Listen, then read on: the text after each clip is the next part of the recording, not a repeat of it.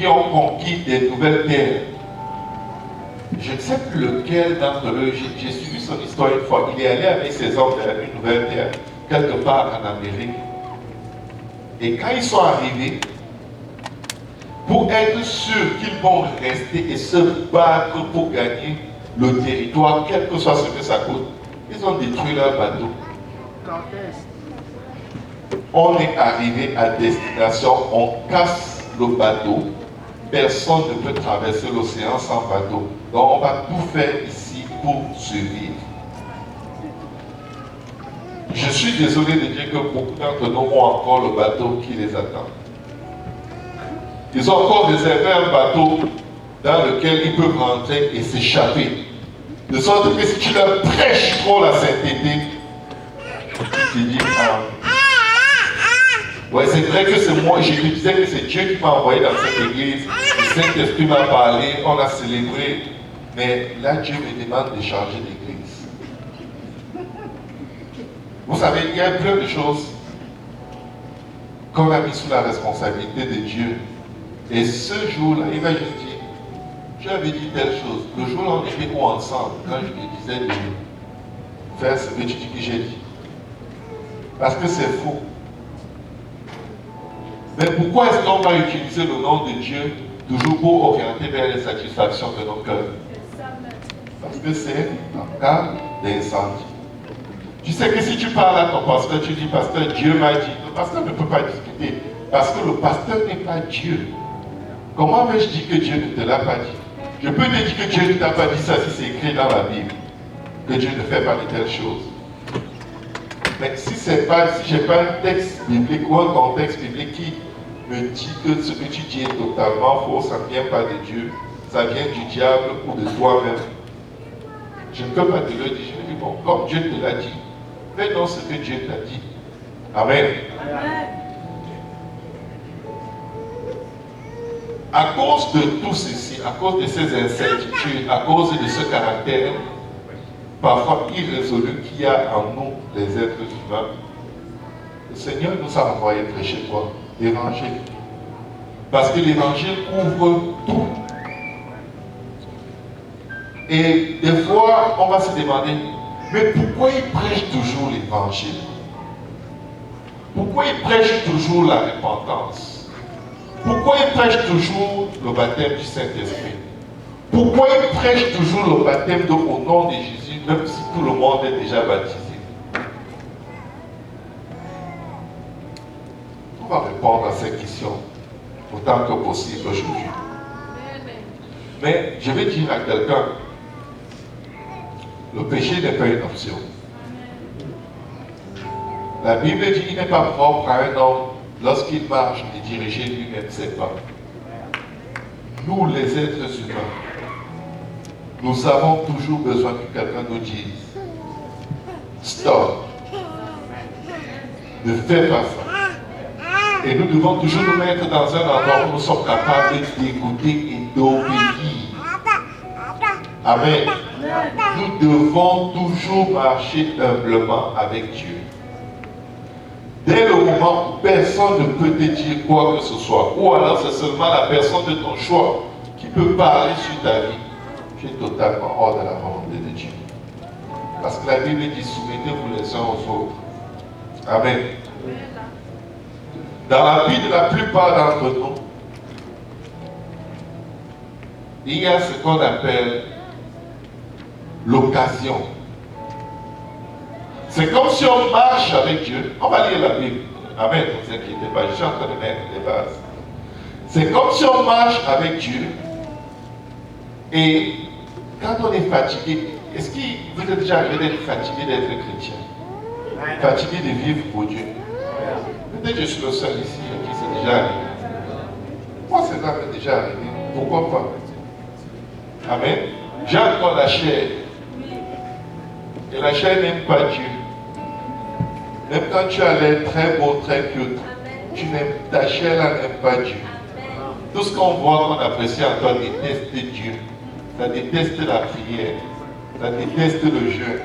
Ça déteste la lecture de la parole. Donc quand on dit tu es beau, on célèbre la partie la moins intéressante de ton être. On célèbre tout ce qui est en toi n'est pas Dieu. Donc ne vous battez pas être très beau, ça ne sert à rien. Amen. On exalte les membres les plus inutiles de notre être. Et on laisse souffrir ceux qui nous servent, notre âme. Une occasion est comme ce en cas d'incendie dont je viens de parler.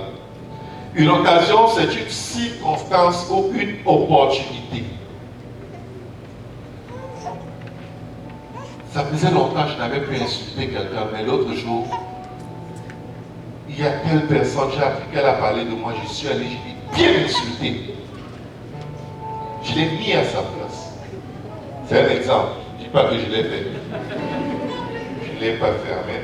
Ça, c'est des excuses qu'on entend souvent. Pasteur, je ne voulais plus. Mais tu sais, c'était trop fort. Si je me retenais, je ne sais pas ce qui allait se passer. Donc je l'ai fait. Vous voyez, on essaie de justifier nos mauvais actes avec le souvenir du fait que ça fait longtemps que je le fais plus.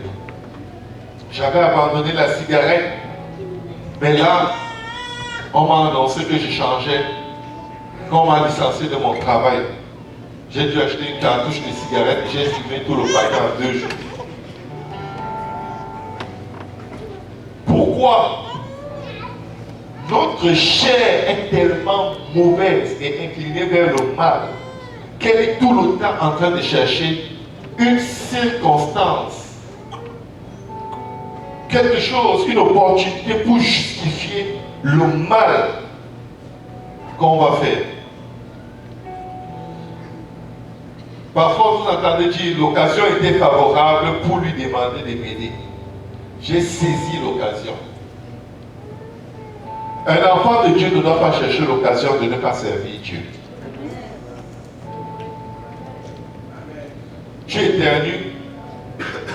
Ah non, j'ai tous, je ne peux pas venir à l'église. Tu as eu l'opportunité d'accomplir ce qui était déjà caché dans ton cœur. Vous savez, David était un homme tellement vénéré en Israël. Il était l'exemple des exemples. Mais il a eu une occasion de découvrir ce qui était caché à l'intérieur de lui. Alors que ces hommes étaient à la guerre et il se relaxait chez lui, il a regardé par la fenêtre et il a vu Bathsheba. Et là, il a eu ce qu'on appelle une occasion ou alors une opportunité. Il a dit, allez l'appeler. Genre, je n'ai jamais vu ça. C'est la femme de quelqu'un. Et ça fait quoi? Est-ce qu'il est là? Et il a gaspillé son témoignage. Oui, David s'est relevé. Mais ce qui s'est produit, c'est que cette occasion est venue montrer à David qu'il avait un cœur pervers. Il avait un cœur méchant. Il avait un cœur qui pouvait facilement se détourner de Dieu. Et c'est pourquoi dans le psaume 51, quand David prie, il dit, crée en moi un cœur pur. Les occasions, les opportunités, les circonstances sont là pour vous révéler qui vous êtes. Tu crois que tu te connais? Dieu qui sonde les cœurs et les reins dit que le cœur de l'homme est tortueux. Qui peut le connaître? Point d'interrogation. Oh, moi je me connais, je ne peux pas faire des choses comme ça. Attends l'opportunité. Attends l'occasion. Attends la circonstance. Une fois, j'ai vu quelqu'un se lever dans le sanctuaire pour donner des coups de poing à quelqu'un d'autre. Vous allez vous dire, quel sanctuaire? Le sanctuaire où vous êtes assis. Et ils ont fini par appeler la police pour régler leur litige dehors. Mon frère, ma soeur, je ressens très fort à cœur aujourd'hui qu'on soit renouvelé dans ce qui nous a amené vers le Seigneur. Qu'on soit renouvelé dans la compréhension de l'évangile. L'évangile, c'est quoi? L'évangile, c'est la mort, l'ensevelissement et la résurrection du Christ. Et nous avons été sauvés en obéissant à l'évangile. Ce n'est pas par nos œuvres, mais c'est notre obéissance qui nous met en position où Dieu écrit nos noms dans le livre de vie. Et quand vous entendez encore et encore et encore qu'on prêche la repentance, encore et encore et encore qu'on prêche le baptême au nom de Jésus, encore et encore et encore qu'on prêche le baptême du Saint-Esprit, c'est que vous pouvez être rempli et inspiré par Dieu en une minute, et la prochaine minute, vous êtes rempli par Satan. C'est dans votre Bible. Pierre dit, tu es Christ, tu es le Christ, le Fils du Dieu très haut. Jésus lui dit, Simon Pierre, ce n'est pas la chair et le sang qui t'ont révélé ceci, mais c'est mon Père qui est dans les cieux. Et après, il commence à raconter comment il va être crucifié, livré, battu. Bref, je paraphrase, il raconte toutes les souffrances par lesquelles il va passer. Pierre lui dit que cela n'arrive pas. Pierre s'y oppose. Devinez comment il a appelé Pierre? Satan. Pierre venait d'être inspiré de la plus grande révélation qui soit dans la Bible. Que Jésus-Christ est le Dieu manifesté dans la chair. Fils de Dieu veut dire la chair de Dieu. La Bible dit grand est le mystère de la piété. Dieu a été manifesté dans la chair. Colossiens dit en lui habitait corporellement toute la plénitude du Dieu invisible. Pierre a eu la révélation en premier. Et la minute d'après, il était rempli de Satan. Pas d'un démon. Jésus n'a pas dit hors de moi, démon de confusion. Il a appelé par le nom, le titre le plus élevé dans le camp de l'ennemi, Satan. Pourquoi est-ce qu'on veut parler de tout ça? Parce que parfois on peut être Satan, on ne sait pas. Et on croit qu'on est de Dieu. Parce qu'on est animé par des sentiments humains qui nous rapprochent assez facilement de Satan. Pourquoi est-ce qu'on parle de la nécessité d'être rempli du Saint-Esprit? Parce que c'est le seul moyen de ne pas devenir Satan à tout moment. Ne dis pas que cela ne peut pas t'arriver. Tu peux être Satan pendant que tu m'écoutes.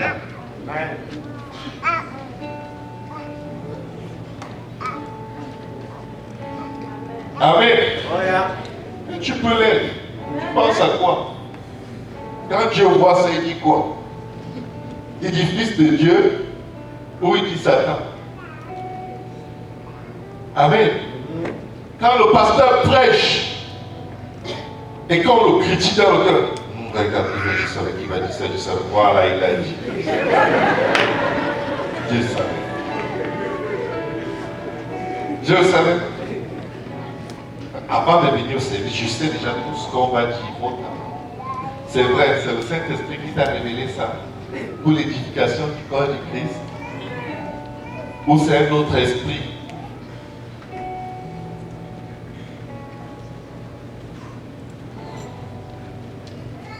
Une occasion est une opportunité, un contexte exceptionnel qui donne la possibilité d'acquérir quelque chose à un prix très avantageux. Voiture d'occasion. Quelque chose de cheap. Ce n'est pas une occasion, ce n'est pas facile à acquérir. Amen. L'occasion vient révéler le désir caché ou l'état d'esprit caché à l'intérieur de chacun de nous. L'occasion est là pour nous aider à réaliser à quel endroit nous nous situons avec Dieu.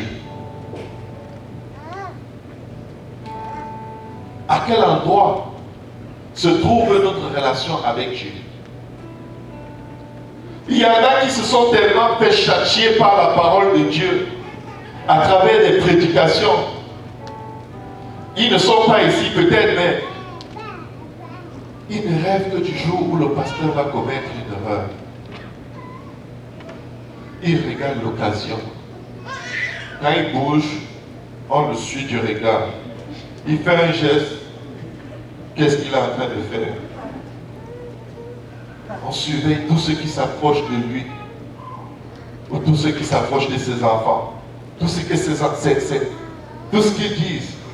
L'enseignant de l'école du dimanche, on enregistre tout ce qu'il enseigne aux enfants.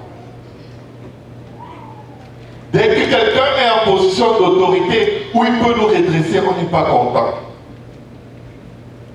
Ça ne le regarde pas. Pourquoi? Dites-vous qu'au milieu de ça, vous aimez Dieu. Comment peut-on être si jaune à un moment et passer au rouge comme les feux de circulation? Sauf que les feux de circulation, tu vois quand même les états. Mais chez nous, parfois, tu ne vois pas les états. Nous allons ouvrir nos Bibles.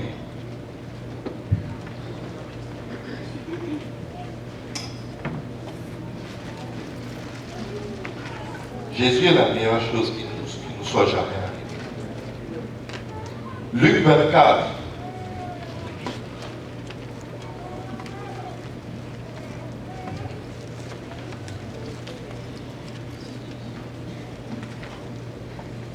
Luc chapitre 24, on va prendre à partir du verset 44. Jésus est ressuscité, il revient au milieu de ses disciples. Et comme il croit que c'est un esprit, c'est un fantôme, il mange et il boit. Et il leur montre ses mains et ses pieds pour leur dire, écoutez, je ne suis pas un fantôme, c'est vraiment moi. Et la Bible nous dit ceci. Verset 42, il lui présentait du poisson et du poisson rôti et un rayon de miel. Il en prit et il mangea devant eux. Puis il leur dit, il mangeait pour leur montrer qu'il est vraiment de chair, parce que les esprits ne mangent pas. Amen. Peut-être les esprits dans vos pays mangent, mais les esprits dans la Bible ne mangent pas. Puis il leur dit, c'est là ce que je vous disais lorsque j'étais encore avec vous. Qu'il fallait que s'accomplisse ce qui est écrit de moi dans la loi de Moïse, dans les prophètes et dans les psaumes. Alors, qu'est-ce qu'il fait? Il leur ouvrit l'esprit afin qu'ils comprissent quoi? Les Écritures. Est-ce que vous vous rendez compte qu'on est ici à plus de 3 ans de ministère? Aucun d'eux n'avait compris les Écritures. Peut-être aujourd'hui tu vas découvrir que tu n'as pas compris quelque chose depuis que ça a commencé. Depuis que tu suis Dieu. Et c'est une très bonne chose parce que ça veut dire que Dieu a ouvert ton esprit. Amen. Alors il leur ouvrit l'esprit afin qu'ils comprissent les Écritures et il leur dit, ainsi il est écrit que le Christ souffrirait, que quelqu'un dise que le Christ souffrirait et qu'il ressusciterait des morts le 3e jour, que quelqu'un dise et qu'il ressusciterait des morts le 3e jour, et que la repentance et le pardon des péchés, amen, serait prêché en son nom à toutes les nations. Amen. À toutes les nations, à commencer par Jérusalem. Le Seigneur est en train de dire ici, après leur avoir ouvert l'esprit, voici ce que vous devez prêcher. Pourquoi est-ce que nous prêchons toujours la repentance? Pourquoi est-ce que nous prêchons toujours le baptême d'eau au nom de Jésus? Pourquoi est-ce que nous prêchons toujours la nécessité de recevoir le Saint-Esprit? Parce que c'est ce que Jésus a demandé de prêcher. Amen. On parle des dons spirituels dans la Bible. Amen. Le don de tout connaître. Amen. Tu peux avoir le don de tout connaître et être pervers comme Salomon. Et adorer les faux dieux. Tu connais tout au sujet de Dieu, mais tu ne gardes aucun des 5 commandements que tu connais. Tu connais tout de la Bible, non, je connais, ça je connais. Parle-moi du don de ceci. Ah non, le don de ceci, c'est ça, je connais tout. Est-ce que vous vous êtes rendu compte qu'il y a de plus en plus de gens qui ont des dons de guérison, des dons vraiment les plus fantastiques, les plus impressionnants. Mais quand vous regardez leur vie, vous êtes comme, est-ce que Dieu existe ou c'est la sorcellerie qu'ils sont en train de faire? Qu'est-ce qui se passe? Donc Dieu est vraiment avec eux, malgré cette vie de débauche qu'ils mettent, cette vie corrompue, l'amour de l'argent, le luxe, une vie excentrique. Tu viens avec n'importe quel sujet, il prie, ça marche. Et les gens qui vivent dans la sainteté, c'est comme si quand ils prient, leur prière arrive juste au bout de leur vie, ça retombe sur eux et ils rentrent chez eux aussi paumés et pauvres qu'ils étaient. Et tu te dis, mais ce n'est pas juste. Ce n'est pas juste. Mais qu'est-ce que le Seigneur dit à l'homme riche au ciel? Tu as eu ta part sur la terre. Lui qui galérait sur la terre, Lazare, il a sa part au ciel. Quelle est la bonne part? Jésus demande de prêcher la repentance et le pardon des péchés. À quel nom? Au nom de Jésus. Au nom de Jésus. Il n'a pas dit au nom du Père, du Fils et du Saint-Esprit. Mais il a dit au nom de Jésus. La Bible rend témoignage que Lazare était dans le sein d'Abraham. Il était sauvé. Est-ce que Lazare a été guéri de sa lèpre? Vous savez qui étaient les infirmiers de Lazare? Les chiens.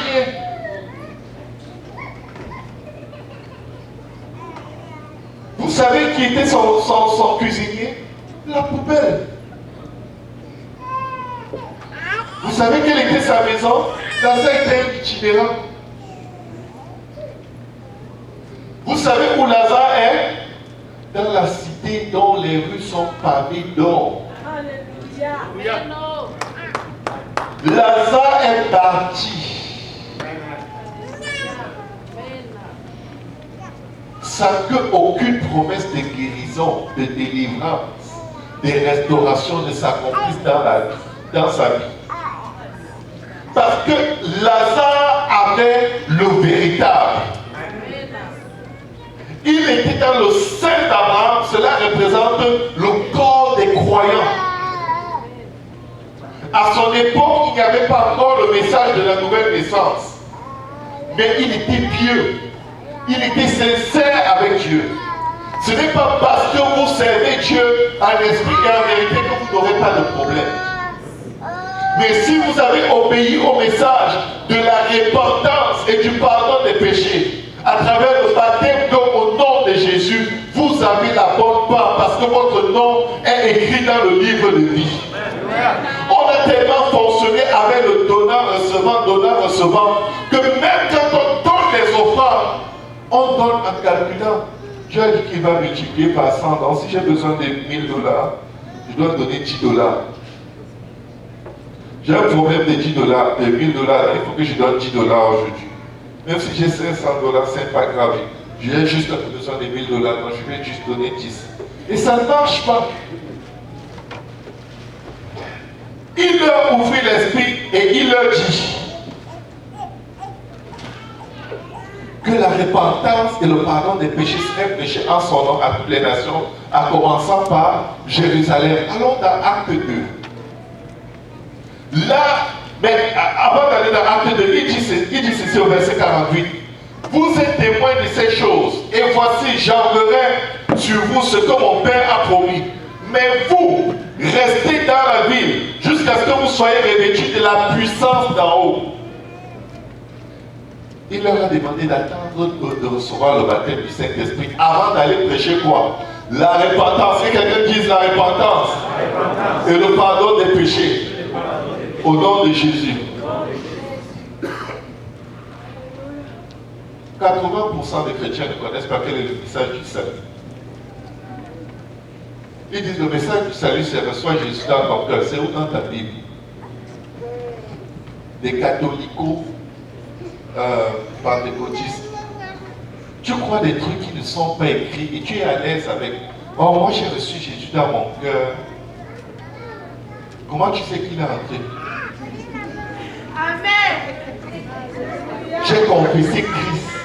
Tu as vu qui dans la Bible qui a confessé Christ? Vous savez que c'est Billy Graham qui a créé cette façon de venir à Dieu? La prière du pécheur. Seigneur Jésus, je suis un pécheur. Je te demande pardon.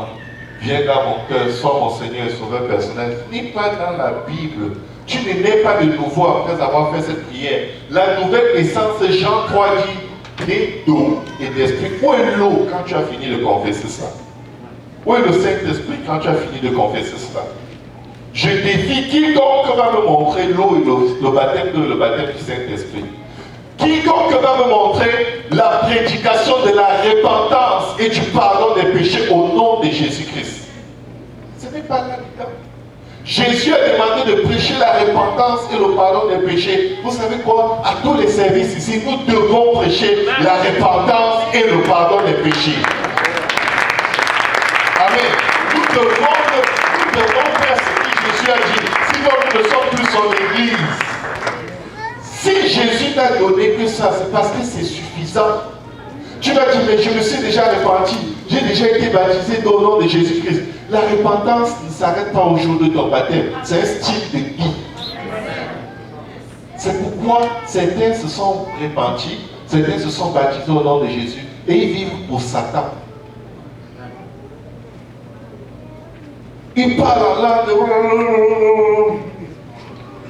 Quelqu'un passe à côté. L'autre dit, hey, je suis venu me chercher, tu vas me trouver. C'est quel esprit qui te faisait parler? Vous savez, vous pouvez être un grand parlant en langue et un grand charnel. Et ne vous y trompez pas. Si tu veux être charnel après avoir parlé en langue, tu vas l'être. La Bible dit que vous êtes fils de Dieu si vous êtes dirigé par l'Esprit de Dieu. Dirigé par l'Esprit, tu peux l'avoir et ne pas le permettre de te diriger. C'est pourquoi la parole de Dieu dit, n'attristez pas le Saint-Esprit. C'est quand il veut vous diriger à gauche, vous lui dites non, moi je vais aller à droite. Vous l'attristez, il est là. Vous avez le Saint-Esprit, c'est sûr. Mais vous n'êtes pas sous l'autorité de Dieu. Jésus-Christ n'est pas votre Seigneur. Alléluia. Il est peut-être votre sauveur, mais pas votre Seigneur. C'est deux choses totalement différentes. Après qu'ils aient reçu le Saint-Esprit dans Acte 2, on va aller au verset 36. Acte 2 à partir du verset 36. Qu'est-ce qui se passe? Est-ce que quelqu'un peut projeter les Écritures derrière nous? Acte 2 à partir du verset 36. Pierre a pris la parole, il a prêché la mort, l'ensevelissement et la résurrection du Christ, qui représentent les trois étapes par lesquelles nous devons passer pour être sûrs que notre nom est écrit dans le livre de vie. Parce que ces étapes correspondent au message que Jésus a demandé de prêcher dans Luc 24. Il a dit que la repentance et le pardon des péchés devaient être prêchés en son nom. Mais avant de le dire, il a dit, qu'est-ce qu'il a dit? C'est là ce que je vous disais lorsque j'étais encore avec vous. Il fallait que s'accomplisse tout ce qui est écrit de moi dans la loi de Moïse, dans les prophètes et dans les psaumes. Alors, il leur ouvrit l'esprit afin qu'ils comprennent ces écritures. Et il leur dit, ainsi qu'il est écrit que Christ souffrirait. C'est-à-dire qu'il allait souffrir et mourir. Et qu'il ressusciterait des morts le troisième jour. C'est ça l'évangile. Christ est mort pour toi, pour que tu ne sois plus là où tu es. Pour que tu ne fasses plus ce que tu es en train de faire, qui n'est pas agréable à Dieu, peu importe les motifs que tu as. Christ n'est pas mort pour que tu continues de vivre de la même façon. C'est pourquoi la Bible dit, étant ensevelis avec Christ dans les eaux de baptême, nous devons marcher en nouveauté de vie. Ce n'est plus la même vie que tu dois mener. Tu ne dois plus t'adonner au même film, aux mêmes boissons, aux mêmes musiques. Sinon, tu n'es pas né de nouveau. Être né de nouveau, c'est être tiré des ténèbres vers sa merveilleuse lumière. Quand tu dis que Dieu t'a sauvé, c'est-à-dire qu'il t'a sauvé du péché. Il te sauve hors de ton péché, pas dans ton péché. Certains ont transformé l'évangile de cette façon.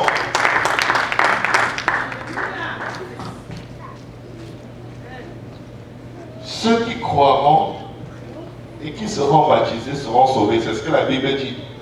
Mais ils ont dit, ceux qui seront sauvés seront baptisés. Non, tu n'as plus besoin. Ou tu es sauvé ou tu n'es pas sauvé. Amen. Tu dois croire, être baptisé afin d'être sauvé. Et pas l'inverse. Mais la Bible dit dans Matthieu chapitre 3, allez premièrement produire les fruits dignes de la repentance. Ce n'est pas un fruit que tu vas produire juste avant ton baptême et après tu t'arrêtes. Parce que après tu produis toujours d'autres fruits.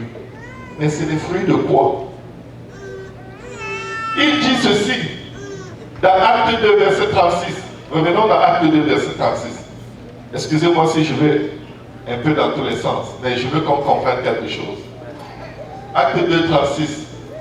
Que toute la maison d'Israël sache donc avec certitude que Dieu a fait Seigneur et Christ, ce Jésus que vous avez crucifié. La Bible dit, après avoir entendu ce discours, ils eurent le cœur vivement touché et il dit à Pierre et aux autres apôtres, hommes frères, que ferons-nous? Que ferons-nous? Pas que penserons-nous, pas que croirons-nous.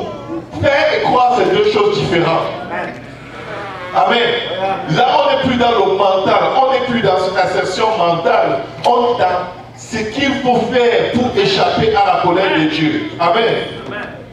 Que ferons-nous? Qu'est-ce que je dois faire? Ce n'est pas que parce que tu le fais, tu mérites le salut. Nous sommes sauvés par la grâce au moyen de la foi. Et la foi sans les œuvres est morte. Donc si tu vis par la foi, ça veut dire que tu dois faire quelque chose qui s'accorde à ce que Dieu attend de toi. Que ferons-nous? Quelle heure dit? Répentez-vous. Repentez-vous. Est-ce que ça te fait mériter le salut? Non. Ça te dispose à recevoir la grâce que tu ne mérites pas. Et que chacun de vous soit baptisé au nom de Jésus-Christ pour le pardon de vos péchés et vous recevrez le don du Saint-Esprit. Qu'est-ce que Jésus a demandé de prêcher? La repentance et le pardon des péchés en son nom. Amen. La Bible s'explique elle-même. On n'a pas besoin d'interprétation. C'est clair qu'il faut se repentir. Pas juste une fois. C'est un style de vie. Nous devons constamment nous détourner du mal. Le Seigneur dit, celui qui confesse son péché et l'abandonne obtient miséricorde. Amen. Ce n'est pas juste reconnaître que tu as fait quelque chose qui est mauvais. Arrête de le faire. Arrête, reste au pied de Jésus et supplie-le. Crée en moi un cœur pur, renouvelle en moi un esprit bien disposé. Dans Ézéchiel chapitre 18, la Bible dit que si le juste se détourne de sa justice pour commettre l'iniquité, on ne se souviendra plus d'aucune de ses œuvres de justice. Il périra à cause de son iniquité. Et si l'injuste se détourne de son iniquité pour pratiquer la justice, on ne se souviendra plus de ses péchés. Il sera sauvé à cause de la justice qu'il aura pratiquée. C'est pour dire qu'il y a des gens qui ont obéi à l'évangile, mais qui prennent l'affaire à la légère. Amen. Ce n'est pas une blague. Vous savez quoi? Il a été battu. Quand on arrachait sa barbe, il pensait à toi. Quand on lui donnait des coups, il pensait à toi. Quand on crachait sur lui, il pensait à toi. Quand on le fouettait au dos avec des fouets remplis d'épines et des doses d'agneau qui l'ont déchiré jusqu'à ce que ses os paraissaient à l'extérieur, il pensait à toi, il pensait à moi, il pensait à nous. Quand on a percé ses pieds, il pensait encore à toi. Quand on a percé ses mains, il pensait à toi. Il n'a pas résisté, il n'a pas ouvert la bouche pour se plaindre, parce qu'il se disait, il va venir et il va glorifier mon nom en vivant pour moi. Il va comprendre la hauteur, la profondeur de mon sacrifice et il va m'aimer plus que toute chose. Il va m'aimer plus que sa propre vie. Mais qu'est-ce qu'on lui donne en retour? Seigneur, sauve-moi, mais la paix de ma copine, il va falloir que je laisse ça comme ça. Parce que je ne peux pas me séparer d'elle. Tu es un ouvrier d'iniquité. Tu foules à tes pieds le sang de Jésus. Si tu as eu l'impression qu'on a peur de te le dire, de peur que tu quittes l'église, tu as déjà quitté l'église, ce n'est que ton corps qui est là. Tout péché que nous pratiquons consciemment et pour lequel nous ne nous répandons pas, ne vous y trompez pas, on ne se moque pas de Dieu. Ce qu'un homme a sémé, il moissonnera aussi. Si tu sèmes selon la corruption, qu'est-ce que tu moissonneras? La perdition, tu vas être détruit. C'est toi qui décides, ce n'est pas Dieu qui veut te détruire. Parce que lui, il ne veut qu'aucune âme périsse, mais que tout parvienne à la repentance. C'est devenu un jeu. Même pour des gens qui ont grandi dans l'église. Ils vivent une vie de débauche acharnée. Et ils sont là tous les dimanches. Et ils font tout comme tout le monde. Parce que c'est dit, la chair est faible, l'esprit bien disposé. S'il vous plaît, quand on a besoin d'aide, on lève la main. Dis, j'ai besoin d'aide. Je ne veux plus vivre comme ça. Il ne faut pas que ce jour-là tu me dises, je ne te connais pas. L'évangile est un style de vie. Ce n'est pas une prédication d'un moment. Nous devons nous repentir tous les jours. Nous devons être couverts du sang de Jésus tous les jours. Nous devons être remplis du Saint-Esprit tous les jours. Sinon nous allons être surpris qu'après avoir servi Dieu, il nous dira ce jour-là, je ne t'ai point connu. Les fruits que tu portais, ça ne ressemble pas aux fruits du royaume des cieux. Mensonge, calomnie, impudicité, rébellion, hautain, désobéissant aux parents. S'il y a des enfants qui sont descendus aujourd'hui, il y a des enfants qui sont en train d'aller en enfer et ils croient que mon père prie pour moi, ma mère prie pour moi. On n'est pas exempté du châtiment de Dieu, peu importe l'âge qu'on a. Vous allez dire, ils sont innocents. Dieu les remplit du Saint-Esprit. Parce que c'est des âmes qui doivent aller au ciel. Lors du déluge, il y a eu combien d'enfants dans l'âge? Aucun. Parce qu'ils marchaient tous dans les voies de leurs parents. Ils ont tous péri. Si vous priez, ne dites pas aux enfants, va rester dans la chambre. Ne me dérange pas quand je prie. Amenez vos enfants avec vous. Sinon, vous allez faire de les fils de la juillet. Et dit, Satan est entré dans ma maison. Non, non, non, tu as exclu ton enfant des choses de Dieu.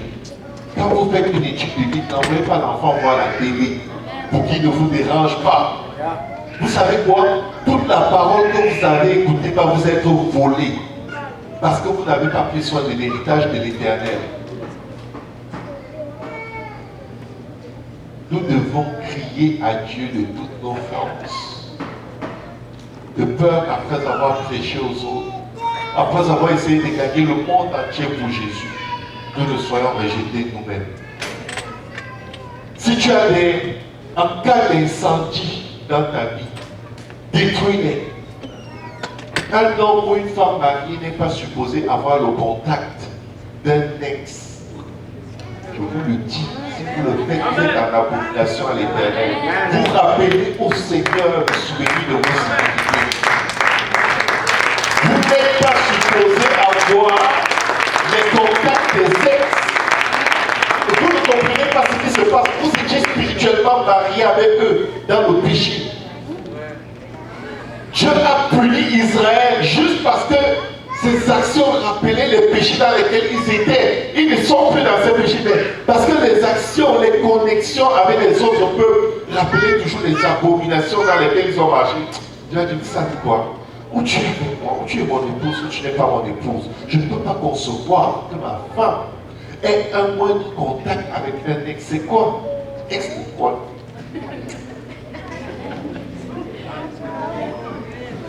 Vous savez ce qu'un couple? C'est quelque chose de très exclusif. Ce n'est pas que, oh, chérie, quand j'étais encore dans le monde, je connaissais quelqu'un qui sait réparer ces appareils-là. Est-ce qu'on peut l'appeler? Il peut nous réparer ça gratuitement. Et le mouton dit, gratuitement? Ok, oui. C'est gratuit.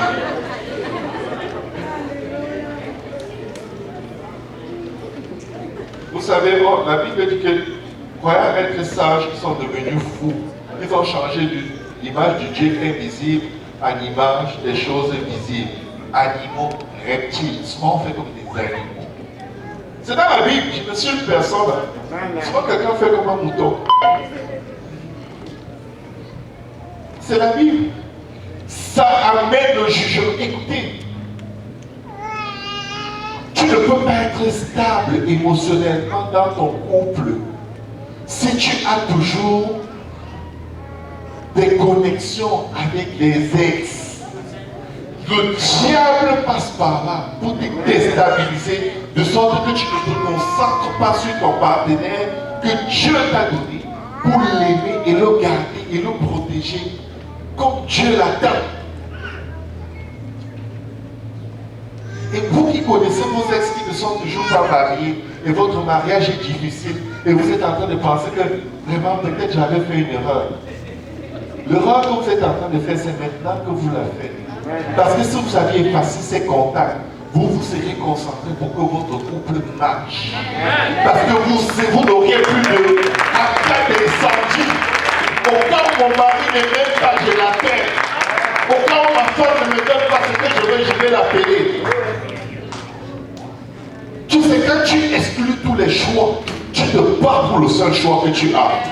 C'est très difficile de connaître la volonté de Dieu dans nos vies, car on a plusieurs possibilités.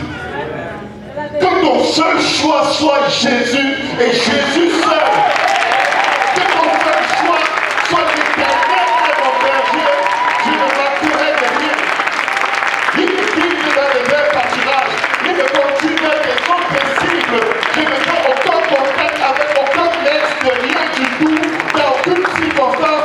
Et je n'évangélise pas les ex. Vous allez vous faire évangéliser vers les publicités en disant que oh, je ne peux pas les laisser mourir. C'est un ex qui t'a amené à Jésus. Si vous arrivez accidentellement de gagner un ex ou une ex au Seigneur, éloignez-vous de la personne. Que ce ne soit pas votre confident, que ce ne soit pas votre partenaire de prière. Parce que les gens vont se vaudouiser dans la prière en disant qu'ils sont en train de prier Dieu. Ils sont en train de prier leurs émotions d'une connexion d'iniquité qui ne pourront pas détacher avec. On a fini de prier après, on s'est regardé, on a pensé au passé. Et quand on se disait au revoir, je voulais lui faire un bisou sur la joue, le chesson collé. Après, on n'a pas pu décoller.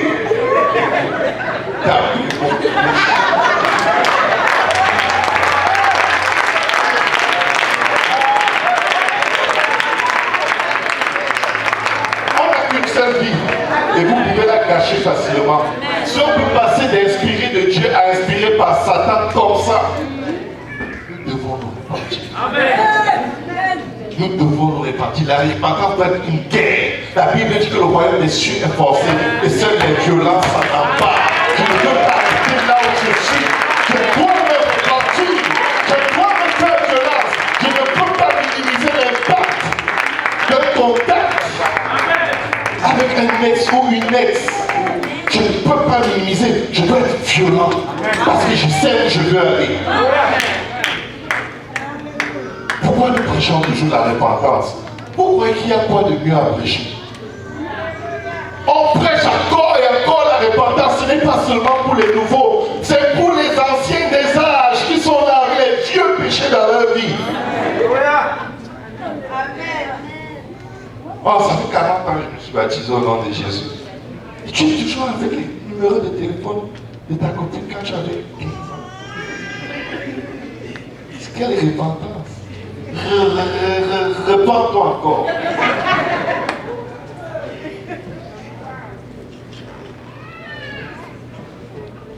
Femme mariée, vous qui êtes sur les Facebook et vous réussissez à retrouver des ex, vous aviez ces récents. Honte sur vous. Hein. Repentez-vous. Hein. On va encore prêcher la repentance dans cette église.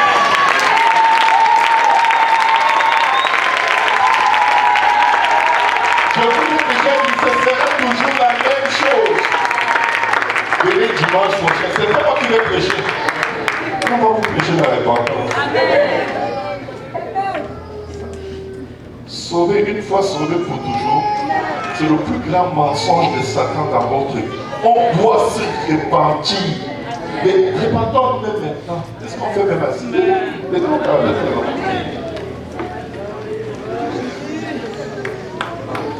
Alléluia. La Bible dit que Dieu est saint. Et sans la sanctification, nul ne verra le Seigneur. Si dans ta vie il n'y a pas la sanctification, c'est fini. C'est déjà fini. N'attends pas le jour du jugement. Si ce n'est pas fini, c'est que Dieu t'a menti. C'est que Dieu nous a tous menti. Et il n'y a aucun mensonge en Dieu. La sanctification, c'est la séparation du monde. C'est être sanctifié, c'est être mis à part.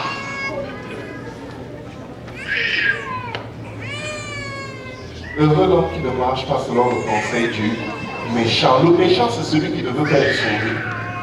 Ce n'est pas celui qui est en train de faire le mal. Non. Quand tu n'as pas de soucis pour ton âme, tu es méchant. Vous qui avez plein d'amis méchants, ou vous les amenez à Dieu, ou vous vous séparez, s'il vous plaît. Nous devons gagner les âmes. Mais il n'y a rien qui attire les âmes dans notre vie comme la sanctification. C'est-à-dire la séparation avec notre possibilité de pécher contre Dieu. Je ne sais pas à qui le Seigneur est en train de parler, mais Dieu en a marre d'une relation que quelqu'un entretient avec l'existence. Dieu est dégoûté. Il regarde l'impureté, le souvenir du péché. Tu veux vivre pour Dieu. Après, tu as les rêves des couches de nuit. Pourquoi ne pas? Tu as ouvert la porte. Tu couches avec la personne dans ta tête, même quand c'est pas la vie. S'il vous plaît, nous voulons aller au ciel. Ne m'excusez pas d'avoir prêché comme ça. Parce que je ne veux pas prêcher en douce. Je veux tellement me brûler, me consumer. Je veux être violent avec mon âme. Je n'ai qu'une seule âme. Vous imaginez que je finisse de prêcher et après je suis en enfer. Et je suis fou. Il veut prêcher. Il vous dit, je vais prêcher dur. Je vais prêcher sur moi-même. Si vous êtes offensé, je ne sais pas dans quel ciel vous voulez aller. Il n'y a pas les offensés là-bas. Il n'y a que les hommes. La Bible dit que le royaume des cieux est pour ceux qui ont le cœur comme des petits enfants.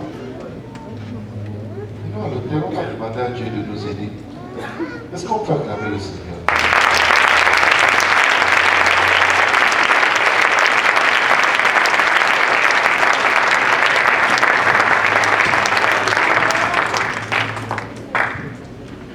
Seigneur, j'ai soif de toi. Si tu es ici et que tu tu n'es pas encore baptisé au nom de Jésus, tu peux être baptisé et lavé de tes péchés au nom de Jésus. Nous avons des pasteurs prêts à vous baptiser, c'est gratuit. Il y a des vêtements de rechange. Mon âme attend pour toi,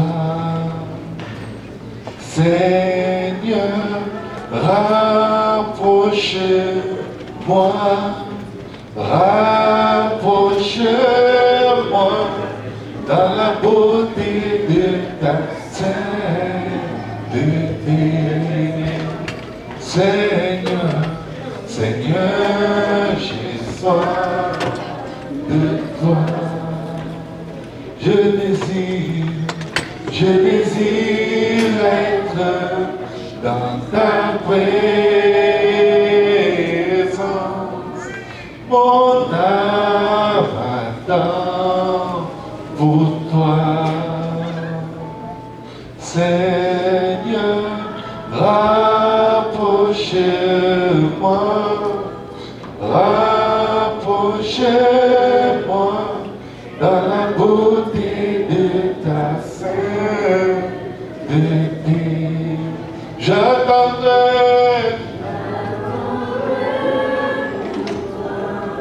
Oh Dieu puissant, dans la beauté de ta sainteté. Je t'adore. Aide-nous Jésus. Oh Dieu puissant, dans la beauté de ta sainteté. J'attendrai pour toi. Oh Dieu puissant, dans la beauté de ta sainteté. Je t'adore. Oh Dieu puissant, dans la beauté de ta sainteté. Seigneur,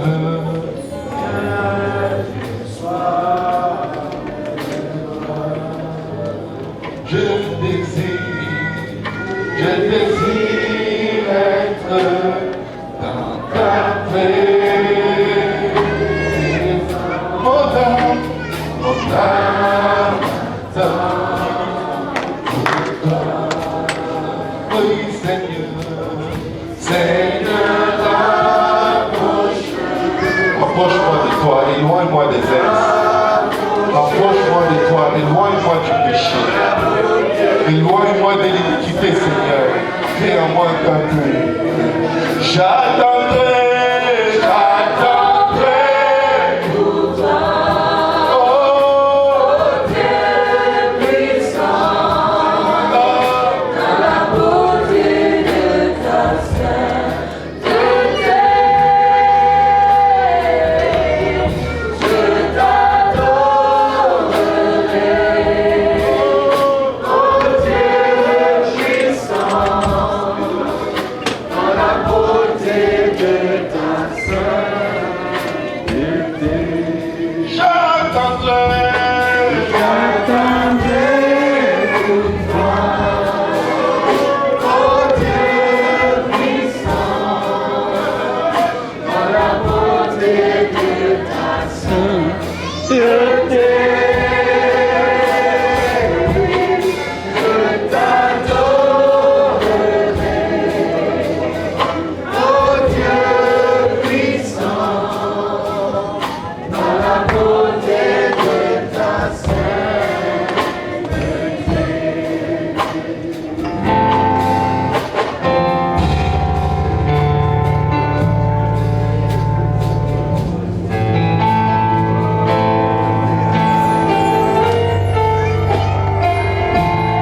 Quelqu'un ouvre sa bouche et dise à Dieu, Seigneur, aide-moi, que je détruise les cas d'incendie, que je détruise, Seigneur, les contacts, Seigneur, iniques, que je détruise de ma vie, Seigneur, tout ce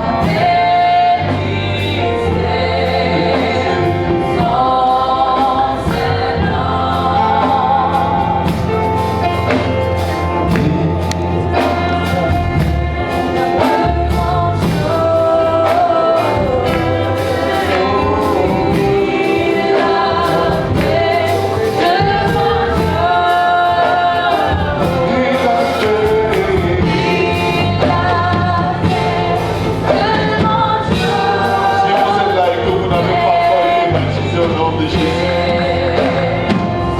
Le magistère est prêt.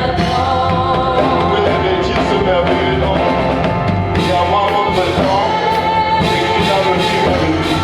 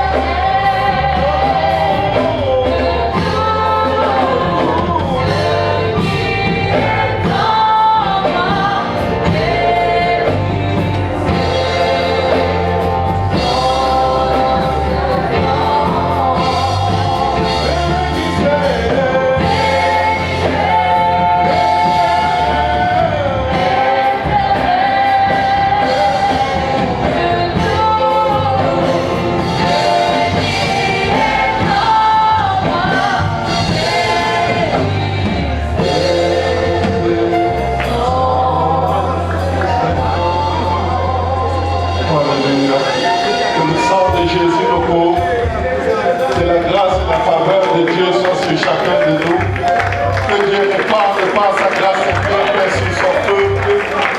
N'arrêtez pas de vous battre.